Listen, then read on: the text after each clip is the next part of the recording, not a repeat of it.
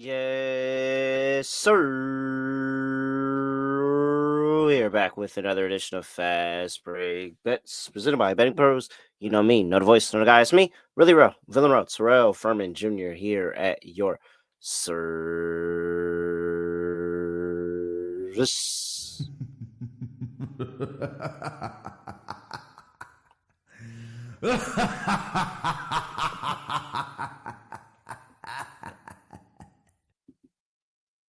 Bruh, bruh, bruh, bruh. It was a fun run. It was. Appreciate you, the Knicks, for I guess making me remember that I was a fan for a little bit. But that's over. Don't really have much to talk about there. Maybe I'll give better. I know there, and I know there's people that are like, oh, I can't wait to hear what he has to say. Maybe I'll have something better when it's official. But right now, I see the writing on the wall. I predicted this. It's over in 6. So I'm just gonna wait, watch Halliburton lift the trophy, and then I'll have full entire thoughts. But this team is cursed. I'll just say that much. All right, let's do the recap here because it's a lot to get through here with the Betting Pros live stream adding on plays. Shout out to the two Knicks players, Jalen Brunson and Cat, both going over their post prop. That helped.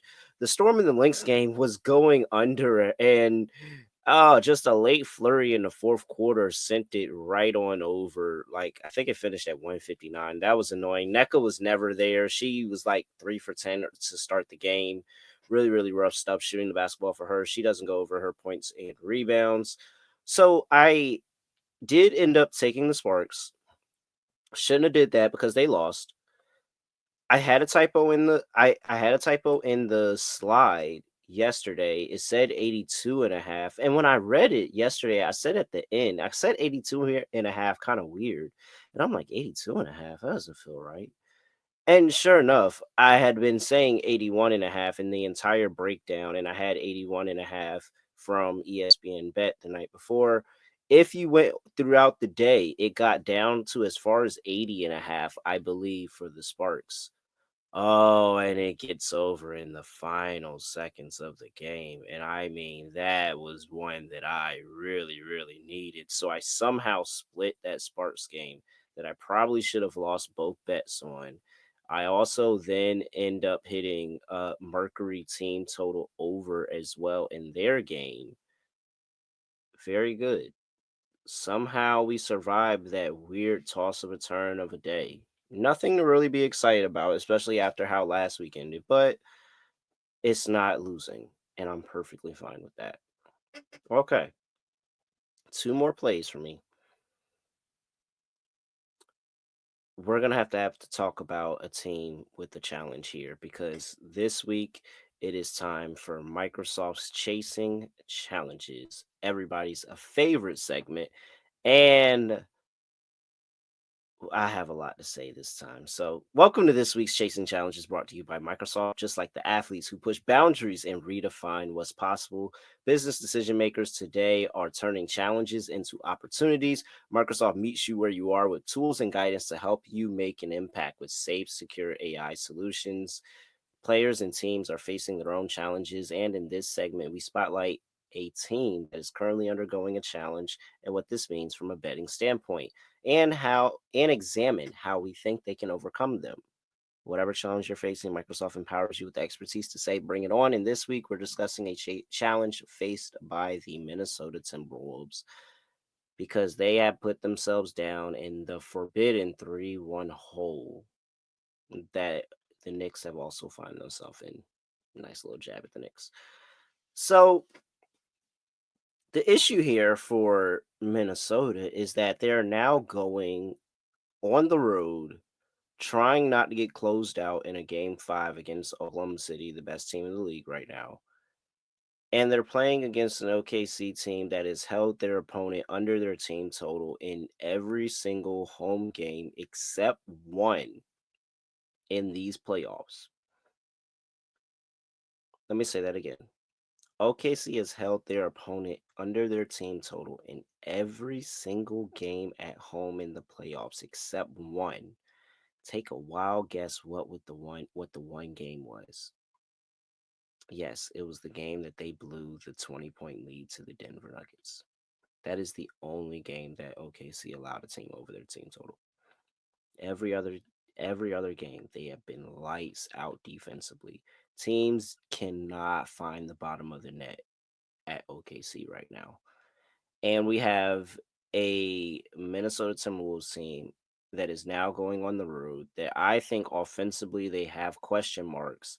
Anthony Edwards and Julius Randle could not get it going in that last game. And if those two players don't get it going on the road, well, I don't know where they're going to get the scoring from because I'm not going to just 100% depend on the role players to go on the road in playoffs and have a big game. It's got to be your stars. But they both took what, 4 shots at halftime in the last game. Not the most confidence in them right now.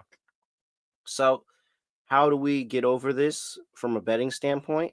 Well, we're going to just go ahead and bet the Timberwolves to go under their team total of 106.5 and just say that, hey, OKC continues to do what they've done over the course of the entire playoffs, which is hold their opponent under their team total. That's how I look at it. That's how we handled it. Maybe the Timberwolves find the defense because defense does travel. I think you might have heard that saying before. Defense does travel. Maybe they find the defense to keep themselves in this game. But that's the only way that I think that they keep themselves in this game. I don't think that they're going to find the offense. So it's going to have to be an ugly game, and that's going to have to what they're going to have to turn this into. So that's how I'm betting it. That's official play number one, and it's also Microsoft's chasing challenges. I'm taking the under on Minnesota Timberwolves team total for game five, 106.5. All right.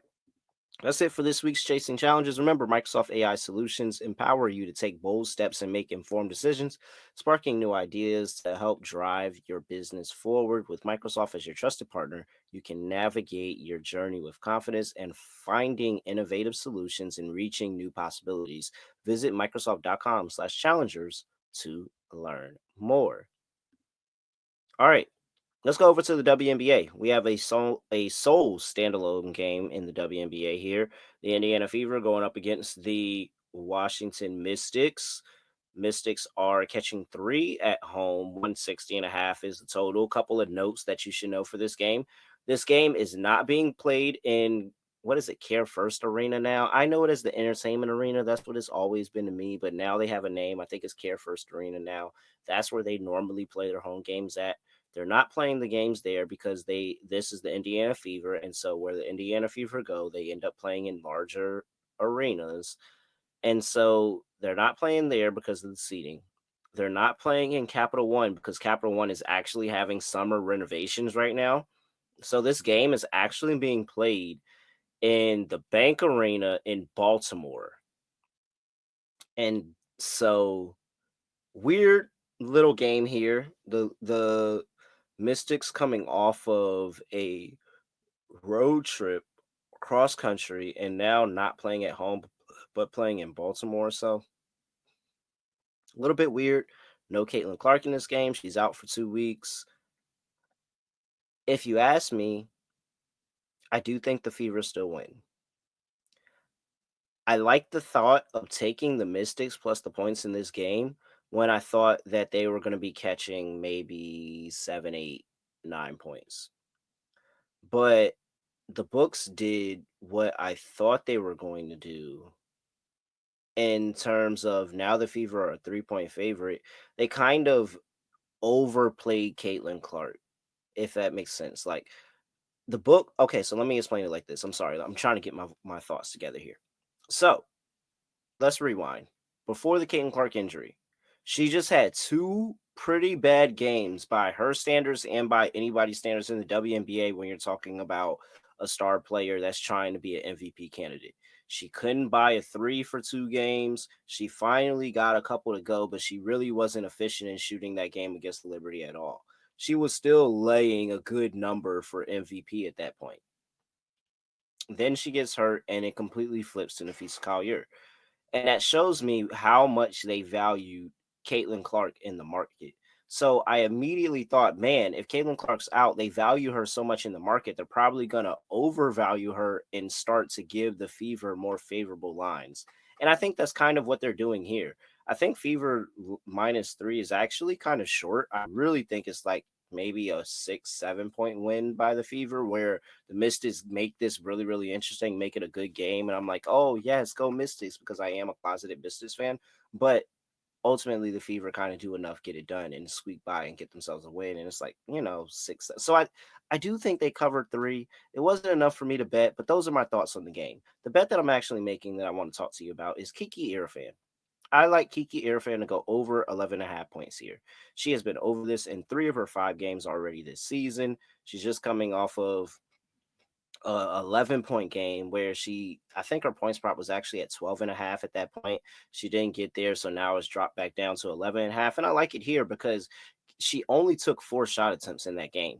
She got to the foul line a number of times, but she only got 4 shot attempts. If you look at every single other game before that, she's at double digit shot attempts.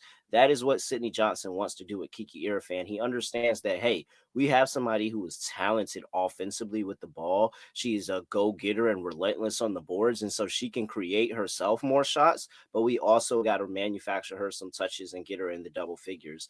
And that's normally what they want to do with her. So if you tell me that she's constantly getting double figures of shot attempts up, I think that she can get a few of them to go down, especially against the Indiana Fever here. So I like Kiki Irfan. So she hasn't backed down from a tough matchup yet this season. She's coming off 4 straight double doubles.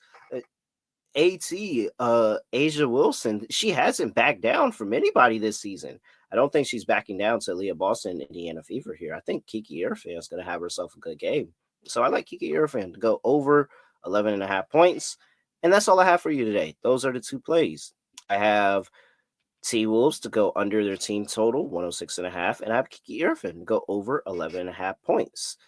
I'm at really rare __. Make sure you give me a follow on X at BettingPros on X and TikTok, at BettingPros NFL on Instagram, and YouTube.com/BettingPros, where you can. Make sure you're subscribed, drop a comment, and you have a chance to win that Dennis Rodman signed jersey. With that, that's it. Nothing else to say, nothing else to do. No other way of ending the podcast. Just we are out of here.